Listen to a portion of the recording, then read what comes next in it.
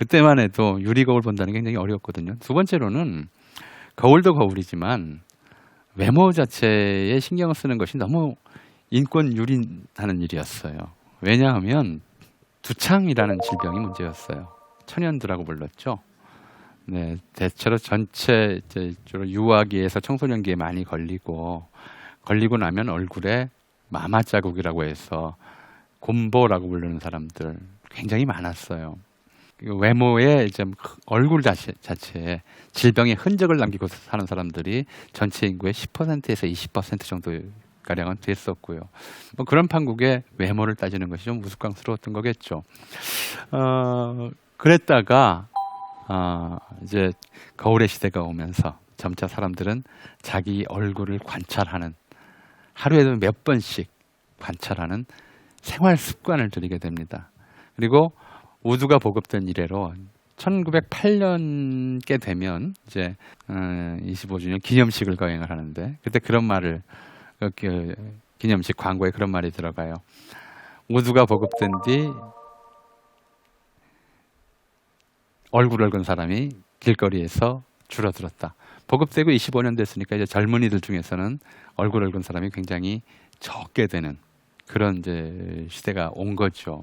그래서 거울을 보고 또 이제 얼굴이 깨끗한 그런 깨끗한 얼굴을 가진 사람들이 많아지면서 점차 외모에 대한 관심이 높아졌던 것 같아요. 외모에 대한 관심이 높아지면서 이제 어떤 얼굴이 좋은 얼굴이고 어떤 몸이 좋은 몸이냐에 대한 담론 이야기들이 생기죠. 뭐 옛날에도 지나치게 뚱뚱하거나 지나치게 마른 몸은 좋은 몸이 아니다라는 생각을 하기는 했어요. 하긴 했지만 전체적으로 굶주리던 시절이었고요. 그리고 무엇보다도 어떤 몸이 좋은 몸이냐에 대해서는 좋다 나쁘다라는 기준은 누가 지었었냐면 잘 사는 사람들이 지었어요. 그죠? 피부가 허여멀건하다, 햇빛을 안 쬐도 된다, 손톱이 길다, 일을 안 해도 된다, 이런 거였잖아요. 그래서 뭐 이제 여성이 손톱을 길게 기르는 것은 그런 거죠. 뭐 나는 물에 손 안 담가도 되는 사람이야 라는 표시이기도 했던 거예요. 뚱뚱하다라고 하는 것은 어떤 것이냐, 나는 밥 굶지 않는 사람이야 라는 표시였죠. 아주 고대부터 좋은 몸이라고 하는 것은 그런 몸이었어요. 햇볕을 덜 쬐이고, 그리고 손발이 굳은 살이 없고 일을 안 해서, 그리고 무엇보다도 뚱뚱한 몸. 그러니까 1930년경에 나온 신문 광고예요. 자양환이라는 이제 보약 광고인데, 이걸 드시면 이런 말라깽이가 이렇게 당당한 사람이 됩니다. 예, 요즘하고 반대죠.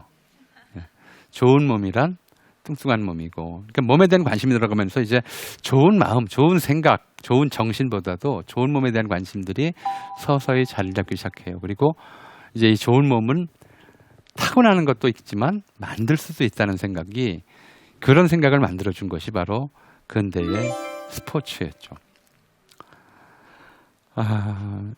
서울 정동에 가면 지금은 이제 분수대 동상이 하나 서 있어요. 시립미술관하고 덕수궁하고 정동교회로 둘러싸인 둥근 광장 같은 곳이 있었는데, 여기에 당시 그 일대에 살던 외국인들이 테니스장을 만들었어요. 덕수궁에 있던 고종이 하루는 테니스 치는, 이제 여기 와 있는 선교사, 외교관 이런 사람들이 모여서 테니스 치는 장면을 구경을 했던 거죠. 구경하면서 그랬다는 거예요. 저 힘든 일을 왜 귀빈들이 몸소 땀을 흘리면서 하시는 거? 저 힘든 일을 아래 것들 시키지 않고.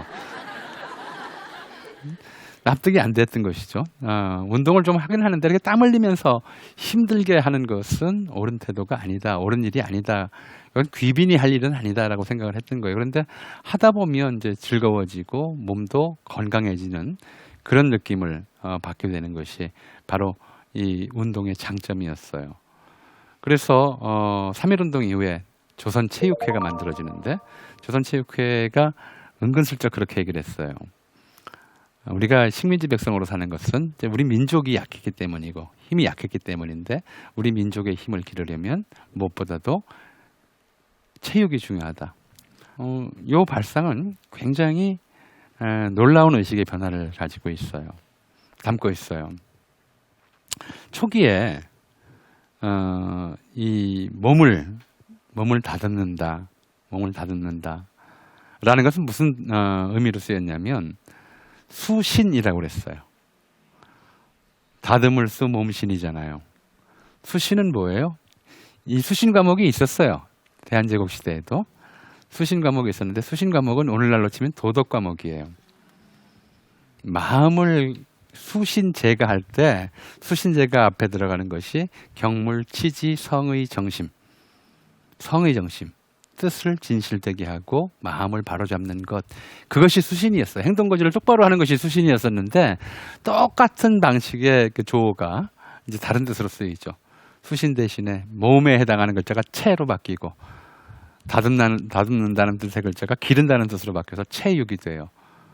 그래서 본래 교육이라고 하는 것은 수신을 위한 것이었고 사람의 마음을 몸과는 관계가 없는 것이 우리나라의 또는 아시아의 또는 전 세계의 교육이었는데 근대 이후로는 몸에 대한 관심이 높아지면서 몸 자체를 가꾸는 것 자체가 하나의 교육의 일환으로 편입이 돼요. 우리나라에서 이른바 체육이라고 하는 것을 교육의 한 대상 영역으로 삼은 것은 1894년 교육이 조서가 처음이거든요. 그때 처음으로 지덕체라는 말이 나왔어요.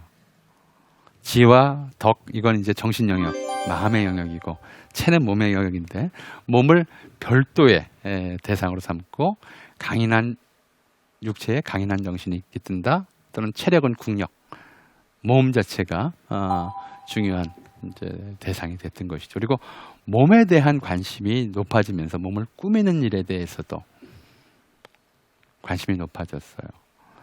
지금 옷 왜 입느냐? 추위와 더위로부터 피하기 위해서. 그렇죠? 날씨를 먼저 고민하고, 그다음 오늘 뭐 입지를 고민해요. 뭐 입지. 아침에 고민한다면 오늘 뭐 입지일 거예요. 그죠? 근데 이 의복이 개성을 드러내는 시대. 의복으로 자기를 표현하게 된 게 얼마 안 돼요. 조선시대 요즘 뭐 TV 드라마 사극이나 영화 사극이 너무 옷을 화려하게 만들어놔서 그런데 해방 무렵에 서울에 있었던 러시아 여성의 기록에 따르면 서울 시내 전역이 전부 하얀 옷을 입은 사람들로 가득 찼다. 스타일 똑같아요. 색깔 똑같아요. 옷이 만들어진 이래 수천 년간 모든 옷은 제복이었어요. 같은 계층, 같은 신분의 사람들은 똑같은 스타일에 똑같은 색을 입었어요. 옷으로 개성을 표현한다는 것 자체가 불가능한 상황이었던 거죠. 근데 근대도 들어왔어. 우리의 경우엔 대략 1920년대부터 의복에서 유행이라는 말이 사용되기 시작해요. 이제 개성을 드러내는 수단으로 의복도 바뀌게 돼요. 그만큼 몸을 꾸미는 일 자체가 중요하게 됐다는 것이죠. 그리고 몸을 꾸미는데 더 많은 노력을 기울이기 시작해요. 그래서 자기가 몸을 잘 관리하고 건강하게 관리하면 오래 살게 된다. 이런 신념, 이런 생각들. 이게 아주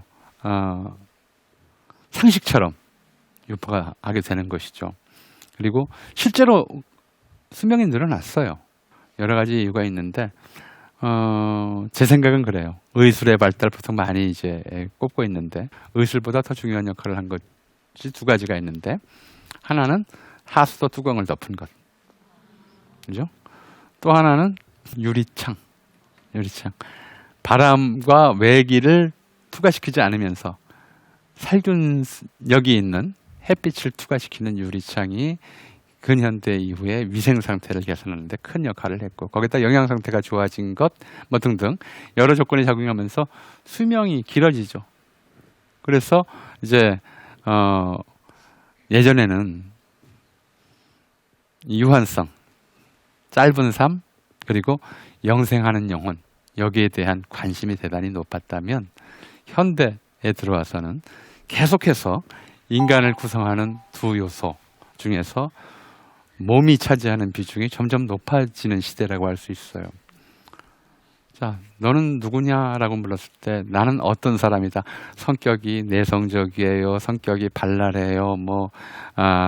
이런 것들로 얘기를 하던 시대가 지금 우린 지나고 있어요. 지나고 있고 거꾸로 나의 정체성은 어디에 있느냐. 끊임없이 이제 자기 나름의 성격이라든가 자기의 이상이라든가 자기의 꿈이라든가 미래의 희망이라든가 이런 것들로 자기 정체성을 구성하는 것이 아니고요. 자기 외모로 구성하려고 들어요. 제가 고등학교, 대학교 다닐 땐 그랬어요. 여학생 그러면 기본적으로 책 한 권은 가슴에 앞에 안고 다녔어야 됐어요. 버스에 앉아서도 이제 시집을 읽고 그러는 것, 이게 책을 읽고 시집을 읽고 마음을 정화하고 하는 것이 젊은이다운 특권이었죠. 그런데 그렇죠? 요즘은 이제 고3 수능 시험 끝나고 가장 문전성시를 이루는 것이 성형외과라고 그러잖아요. 이제 스마트폰 시대가 돼서 그런 일도 이제 옛날 일이 돼버렸지만 버스 안에서 책을 읽는 사람보다 거울 보는 사람을 더 쉽게 보게 되죠. 제가 어렸을 때는 집에 거울이 하나 있었어요. 마루나 안방에 A4 용지만한 거울이 하나 있었어요. 우리 가족이 그거 하나 봐요. 근데 거울이 계속 커져요. 이제는 안방에도 있고 방마다 거울이 들어있고 목욕탕에 당연히 들어있고 현관 앞에는 전신 거울이 놓이게 됐어요. 이 전신 거울이 일반화한 지도 이제 20년 채 안 됐어요. 젊은 분들은 태어나서부터 전신 거울을 봤겠지만 저처럼 거울 보급되는 과정에서 살았던 사람들은 거울의 사이즈가 시대별로 어떻게 달라졌는지 다 기억이 나요.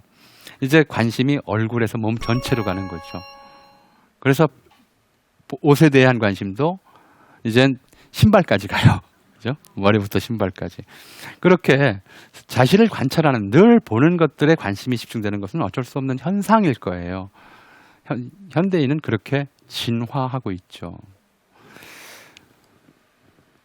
어느 만큼 중요하냐.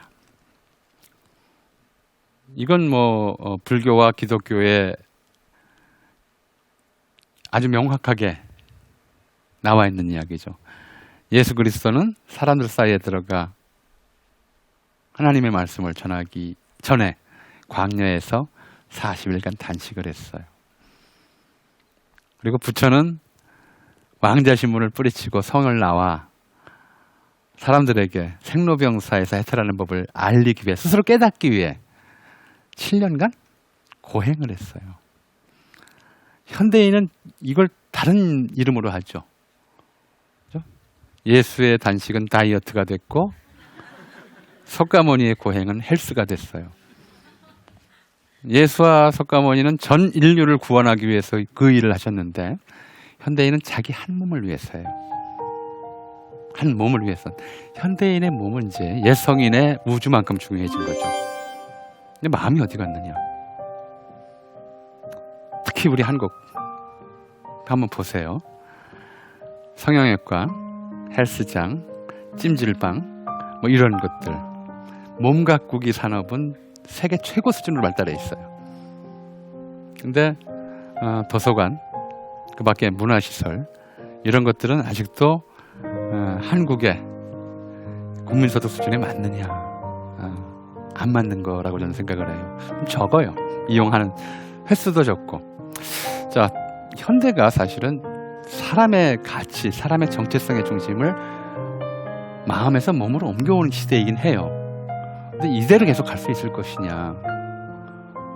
자, 인간다움의 본성은 여전히 마음에 있다. 마음을 가꾸는 방법은 무엇일까? 그 숙제를 지금 우리 현대의 변화 과정은 인류에게 다시 던져주고 있는 것 아닌가 싶습니다. 네, 오늘 이야기 여기서 마치겠습니다.